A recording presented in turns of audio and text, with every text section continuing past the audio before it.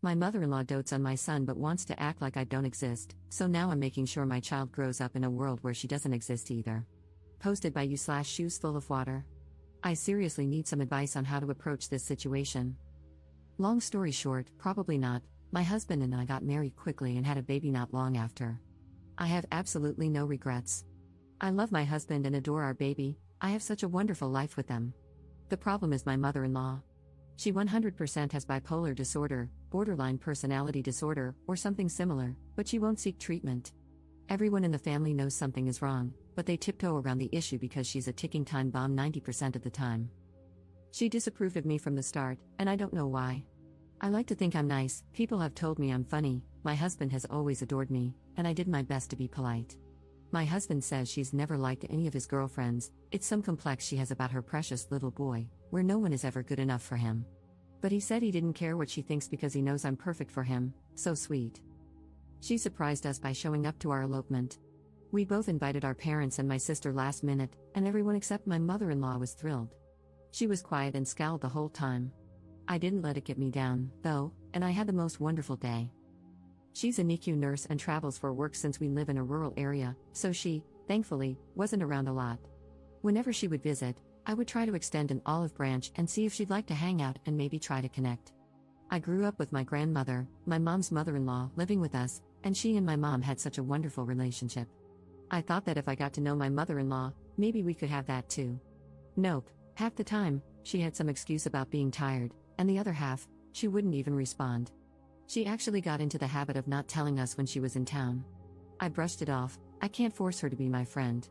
I know it makes my husband sad that we aren't close, but I can't help that the woman doesn't want me around. I mean, in the 2 years my husband and I have been together, I've seen my mother-in-law 5 times. The big issues started when I got pregnant.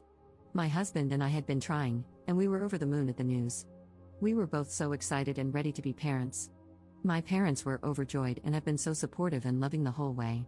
When we told my mother-in-law, she was awful. We prefaced the visit by telling them we had news to share. She postponed us coming over twice, and when we actually arrived, she was still in her pajamas with unbrushed hair, a minor detail that just ticks me off in hindsight. When we shared the news, she said, "I was dreading that this is what you'd say."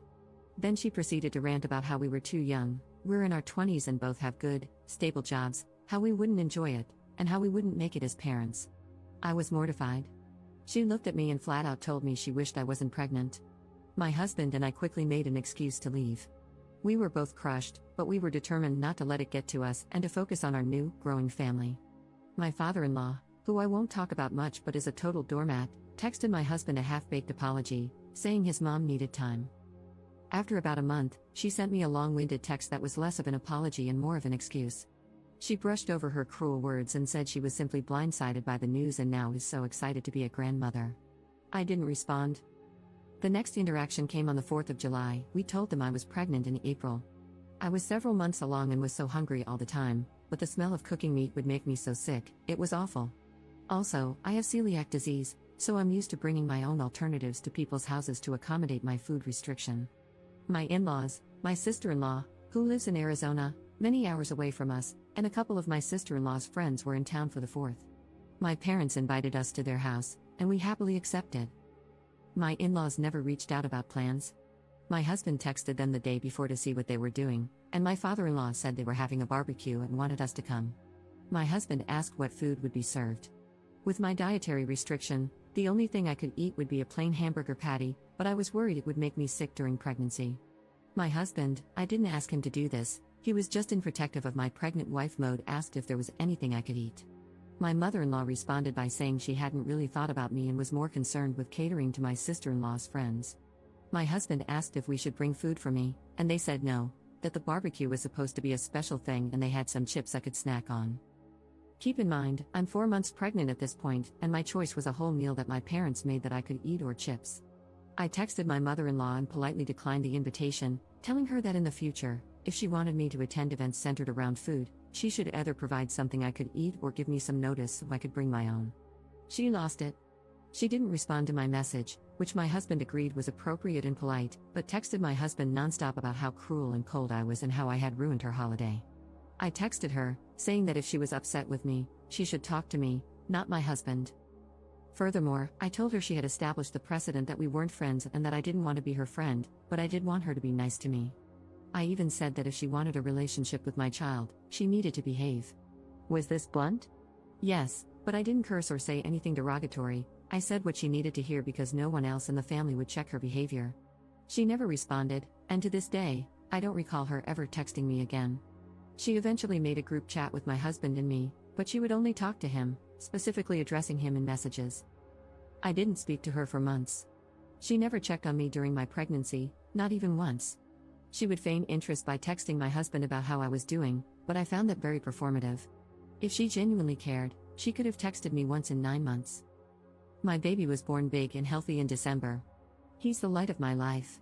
By this time, my mother-in-law and father-in-law had moved to Arizona because the warmer weather agreed with her more. And the distance?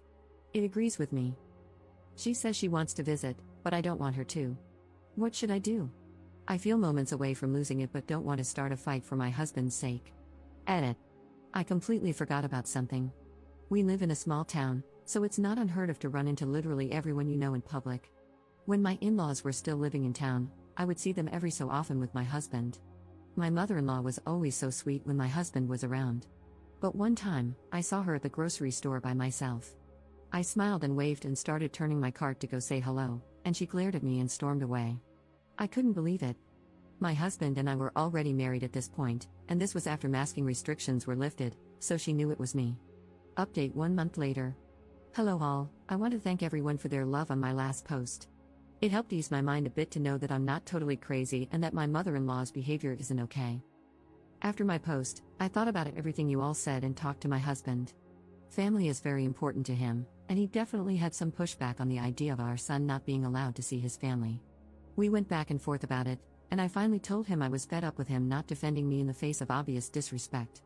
After a long while, I finally think I got through to him, and he agreed to speak to his parents.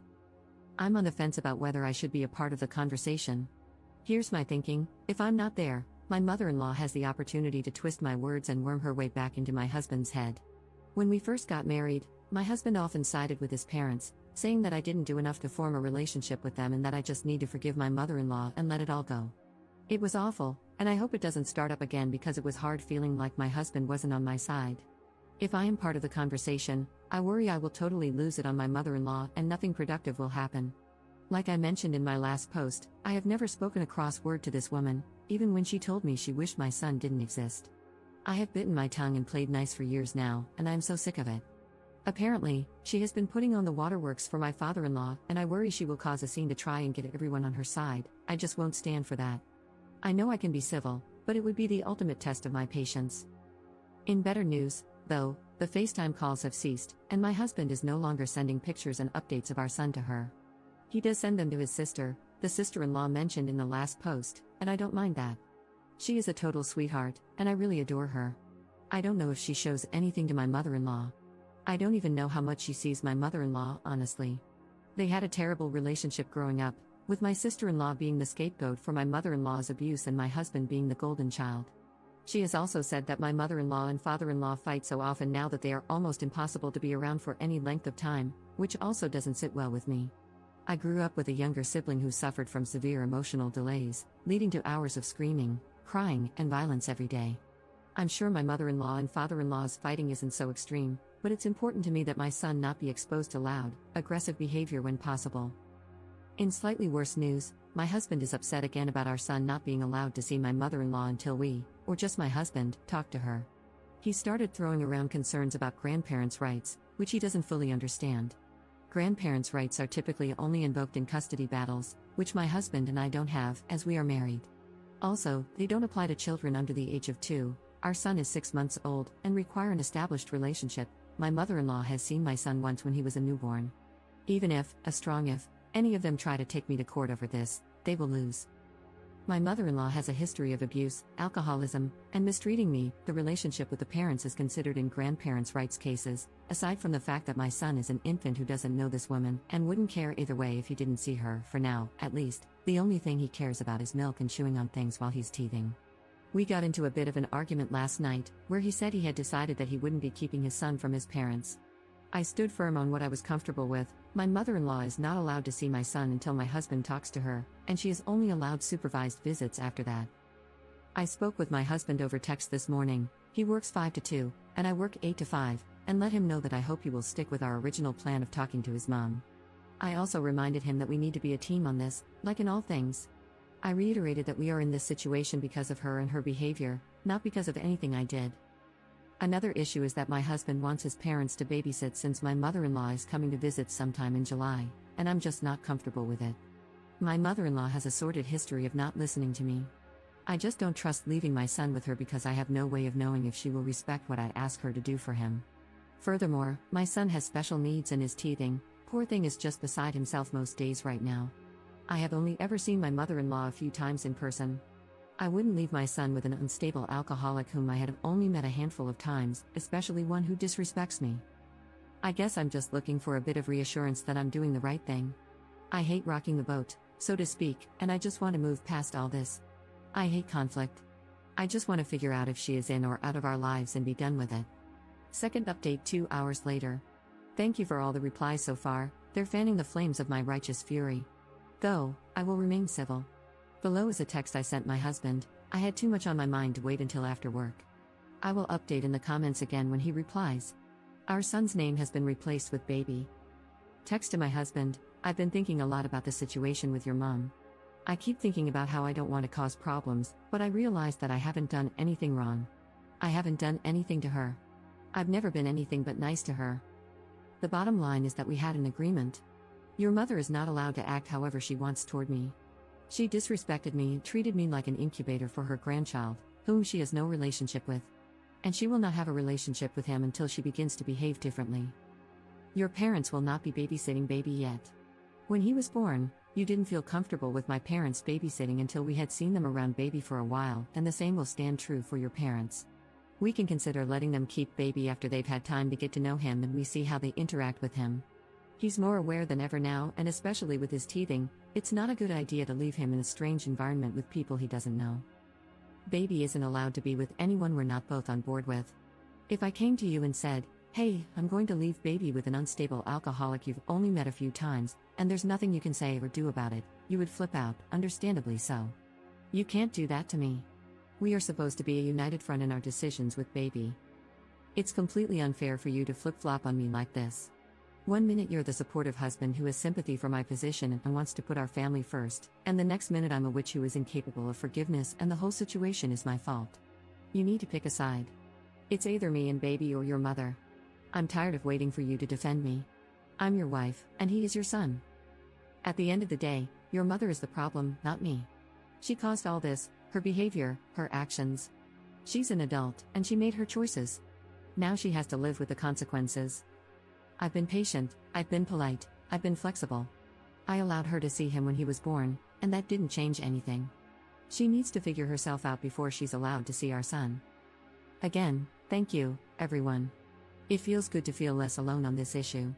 Mini update 4 hours later. My husband's response can be summed up as this: he thinks the relationship between her and me can be repaired. He didn't say anything about her responsibility in repairing the relationship. Apparently, he never agreed to keeping our son from her, which isn't true.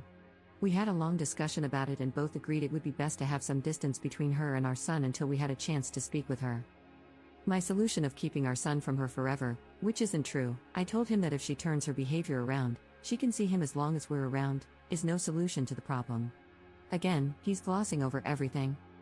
He agrees that his dad, never mentioned his mom, won't babysit until we have some time to see him with our son and let our son get to know him. The separation anxiety is kicking in for our baby. That's all that was said. I'm hoping we'll have a conversation tonight. Comment update 1 month 2 weeks later. My husband and I had a long talk, and we're in agreement. My mother-in-law is gone. She's completely cut off.